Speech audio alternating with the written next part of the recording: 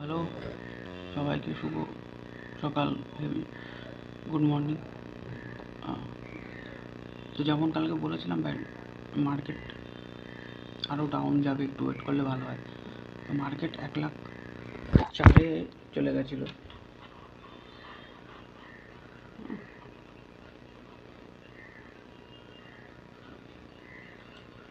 $1,04,000 market চলে গেছিলো। এখনও 4 ঘন্টার টাইম ফ্রেমে বিটকয়েন ডাউন ট্রেনেই আছে। যদি এখানে একটা ফ্রেশ এন্ট্রি হতে পারে, যারা স্পটে কিনবে, ফিউচার যারা ট্রেড নেবে, তাহলে এখন কোনো ট্রেড নেওয়ার দরকার নেই, ঠিক আছে। স্পটে যারা লং টার্মের জন্য নিতে চায়, তারা এখন ট্রেড নিতে পারে। এরপরে যদি মার্কেট 1,00,000-এর সাপোর্ট ব্রেক করে, তাহলে তারপরে ফার্স্ট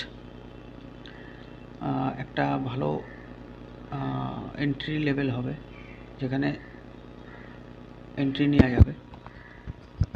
তো আমি বলবো যে আজকের দিনটা আবার একটু দাঁড়িয়ে যাওয়া মানে দেখলে ভালো হয়, কারণ মার্কেট মনে হচ্ছে এখান থেকে আরও ডাউন যাবে।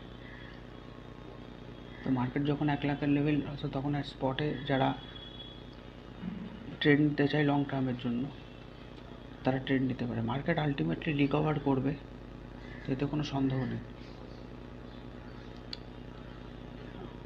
তো বিটকয়েনের আপডেটে ভালো লাগলে চ্যানেলটা সাবস্ক্রাইব আর লাইক আর শেয়ার অবশ্যই করবেন।